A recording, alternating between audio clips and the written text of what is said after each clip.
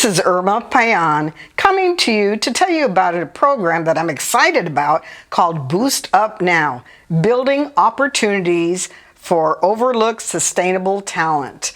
It is working in conjunction with the City of Refuge. They are designed to help the most vulnerable community people out there. There's many individuals that lose their way, maybe drug addiction or homelessness or being incarcerated. They need somebody to give them those life skills to help them get right back on track. We have a guest today that will talk more about it. Please introduce yourself. My name is Frank Robles, and I'm the director of City of Refuge. Yesterday, I was able to tour your campus, and I thought it was a wonderful place, but people are going to have questions about it. Give us a little bit of background of the City of Refuge. Okay, City of Refuge, we're a faith-based sober living men's home, where we reach out to individuals who have issues with substance abuse issues, those perhaps are battling with homelessness, others who perhaps have had or having behavior health issues, and we just reach out to men who are in need, and we call it, or I call it, restoration. Take me back about 10 years ago. You and I had a conversation yesterday, and you told me a little bit about the roots of how it started. So take us back 10 years and tell us about the foundation of it. 10 years ago, we began on 27th Avenue and Indian School, basically just feeding the homeless, reaching out to men, those, again, once in need. And our founder is Raul Salgado. And with our church that gives us the funding is Revolution Ministries, but began on 27th Avenue and Indian School, reaching out to individuals. From that point, we saw a need for housing. So what the church did is they rented a motel. And from that motel, it just grew. We found that there was a tremendous need. So from that motel, we actually rented one facility, which we were able to house about 10 men, and that place was we outgrew that spot. So we went out and we rented a home, a 3-bedroom home, and I think at that particular location we had about 17 men, and we were in a residential area, and we just saw the need for that, and that's where we began. Currently, we have our own facility which we bought and it's been paid for, and what's happened, we have approximately 45 men there. What we do is we feed the men 3 hot meals a day. We offer one-on-one counseling. We offer life skill classes. We also, and again, faith is the foundation of the home, so we're very much into prayer, Bible studies, and again, like I said earlier, sober living. So we do have the random drug testing. We offer all kinds of services to the men. Currently, you have how many men? We approximately have 45 men. And what's happening is that we, like I mentioned to you yesterday, we're just busting at the seams. So right now we're in transition on having a second home, and we're looking at moving some of the men that we have in our current home to make space. So we'll be able to facilitate, I believe, approximately anywhere from 15 to maybe 18 men in our second location, but we do on a consistent basis about 45 men. Describe a typical day, Monday through Friday. Say, what would a day be like for these men? Well, I don't know if we have a typical day, first of all, but anyways, we are a structured program. So we are structured, so the guys are up early morning, about 6 o'clock. We do everything in-house, maintenance, cleaning up, our own cooking. We start off with what we've termed a devotion, time of prayer, Bible study. The guys have their breakfast. From their breakfast, they go on and they have their work assignment for the day. They work approximately from 3 to 4 hours. After they come in from their work assignment, they come back home. We have lunch with the guys. And 3 times a week we have a Bible study. At 3 o'clock later on in the evening, we have a Bible study 6 p.m. Monday through Saturday. The men are also required to attend a 12-step program. They are required to attend all of our church services. And basically we keep the men active. We keep them busy. I was able to visit your chapel. Describe Sunday. Oh, let me tell you, Sunday we started off our chapel services just simply opened up to the men, the residents. Now it's opened up to the community. It's opened up to the support group. So our typical service is about an hour long. It's a place where we just have a good time. We sing, we have a good time inside our church services. The men are actively participants in the service. And after our church service, we all, as being Hispanic, we love to eat. Okay, so after our service, what we do is we have a time of fellowship, a time when we have dinner, not only for the residents, but for their support group. So we invite the entire family. Tell me a success story that you can think of. Well, I can think of a few success stories, but one that comes to mind that's very dear and near to my heart. We had a gentleman that came in. He's graduated the program. His daughter was born while he was incarcerated, and I just went out on a limb. They were trying to bring back reunification with his daughter, CP or DCS.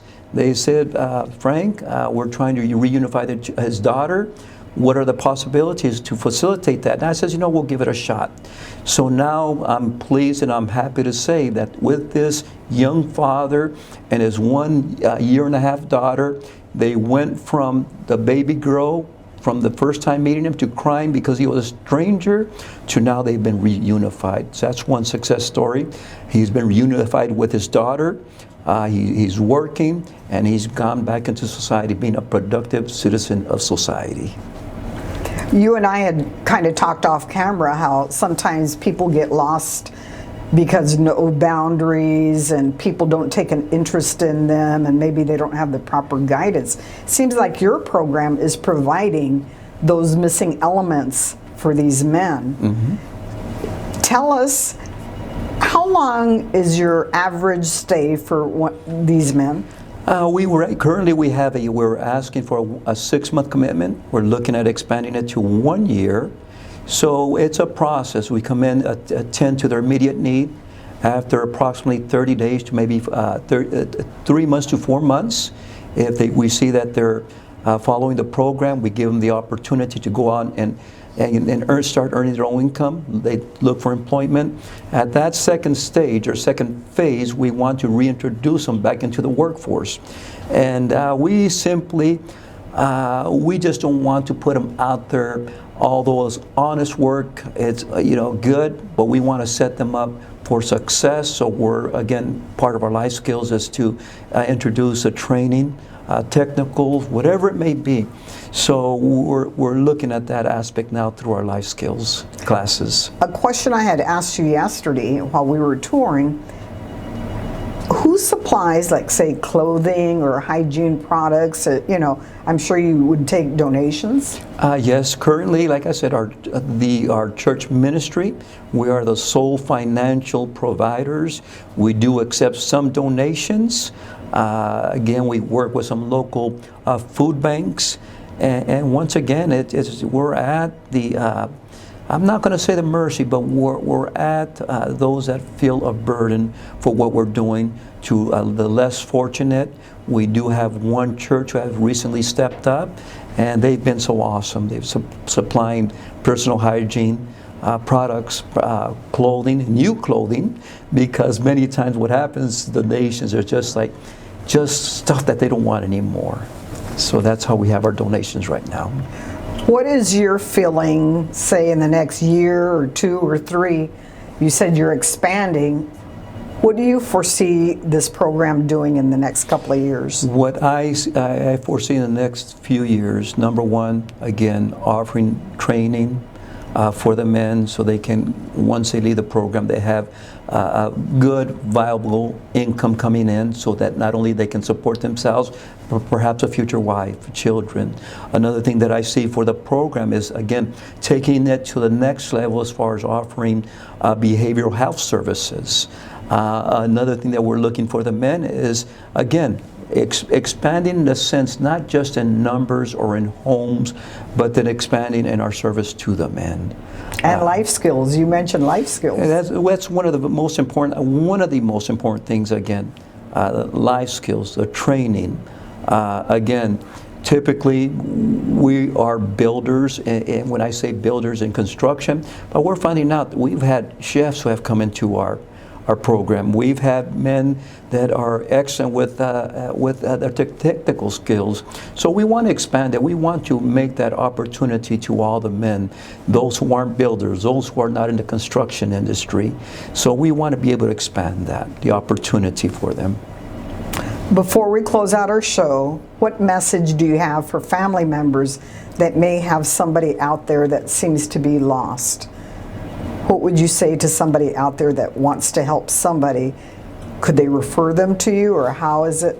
Oh, by all means. Again, we are the City of Refuge, a house of restoration. Any family members, loved ones that perhaps are having a struggle with substance abuse, homelessness, behavioral health issues, number one thing is don't give up, and also take the time and show interest in their lives. I know sometimes it gets difficult, and sometimes it seems like there's no hope, but don't give up on them. Do not give up on them. And many times what we found is that people are looking to be loved, to be accepted, and just to invest in their lives. I want to thank you for joining us today, and hopefully you'll maybe return and give us some follow-up. Sure. And I just want to thank you for being a part of our program today. Thank you, Irma. Well, we all have difficulties in our lives. Some of those challenges are harder than others, and there's other people that they get lost. They either get lost in the system or within families. Here's a program, Boost Up Now. You might want to reach us. There's going to be an email provided on the bottom. Maybe you need to contact this number, and maybe you have some questions. Thank you for following our show today. Boost Up Now is what it's called. Building opportunities for overlooked, sustainable talent. We all have a gift out there. We all need to help one another. Don't give up on family. Don't give up on yourself. Thank you. And as usual, I will see you soon.